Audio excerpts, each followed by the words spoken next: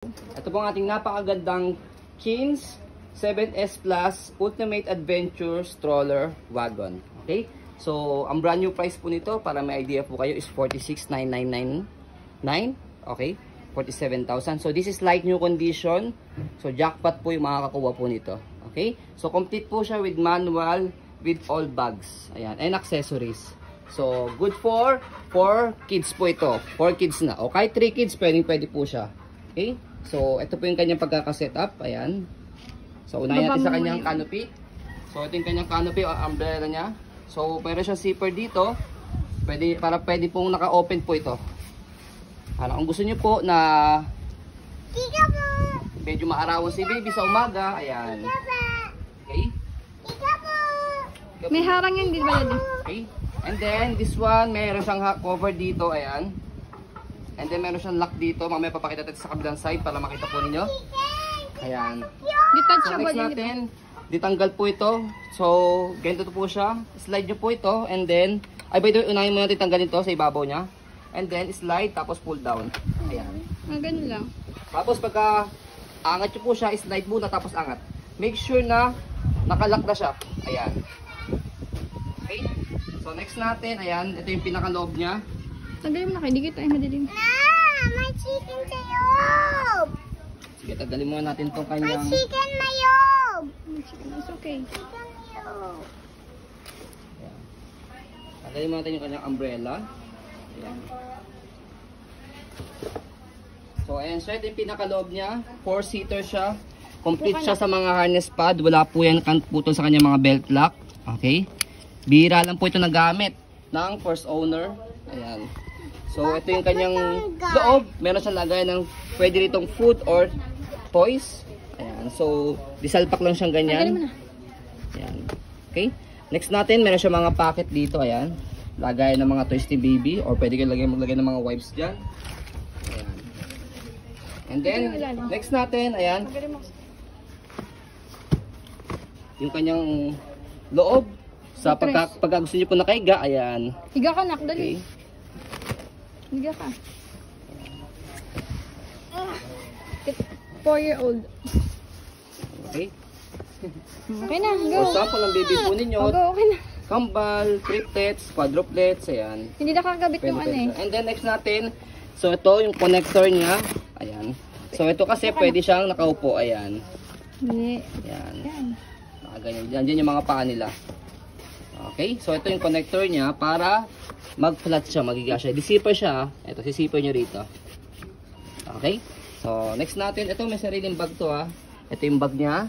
May mga kanyang-kanyang bag po yan. Tapos this one, ito yung kanyang bag. Yan. And then, yung bag ng stroller, or stroller wagon, ito mismo. And then, ito yung kanyang manual. Okay, so next natin yung kanyang unang harapan. So ayan. Meron siyang pocket dito. Pwede kayo maglagay ng mga gamit dyan. Depende po sa inyo. Ayan. And then, ito yung kanyang body frame. I think this is aluminum. Aloy yan. Aloy nga yan, daddy. And then, ito yung gulong niya sa likod. Ayan, big wheels siya. So, kinakailangan talaga super big wheels kasi 4 kids ang nakasakay. Hindi pwedeng small wheels kasi mahihirapan po kayong i-maneuver. Ayan. So, next natin, dito sa kabilang side. Ito. So, kabilang side, ayan, meron siyang mga pocket din. Ang daming pocket ito. Marami kayong pwede mailagay dito. Ayan. Ganda po. So, agad jackpot ang makakakuha nito. Ayan. Stopper. Ayan. All goods. Go. Ayan. Okay. So, next natin sa handle niya. Ayan, ang kinis po. First handle. Leather na yan. Adjustable po ito. Meron siyang button dito sa side. I-click nyo lang siya or press nyo lang siya. Ayan. Depende po sa laki na magtutulak sa wagon stroller natin. Ayan. So next natin, ayan, sa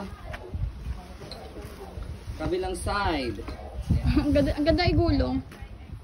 Sobrang smooth yung maneuver niya kasi malaking gulong. Yun ang kinagandahan sa mga big wheels. Smooth yung maneuver. Ayan. Thermal bag. Meron siyang kasamang thermal bag. Ayan. Lagay kayo ng ice dyan, pwede. Yung mga ice cream, pwede. Pang adventure talaga siya. And then, may cup holder. And then, kabilang side ng kanyang handle. Leather Walang din. scratch, Wala siyang stain, wala siyang scratch, wala siyang tear. Yan. So next natin, same lang din yung kabilang side ng body frame niya, ganun din. Meron din siyang pocket. Lagyan mo yung toys. Yan. Lagyan mo yung toys. Okay? Lagyan mo na doon. Wait lang po, fold natin muna. So okay na tayo, baba ka muna, fold na natin Gulong. saglit. Ito yung kabilang side na gulong. So sa pag-fold sa kanya, fold lang muna natin yung kanyang handle, ayan. Wait. Taas no.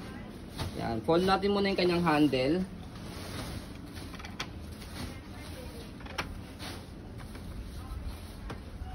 Okay? O yung ano. Hindi, yung cup holder.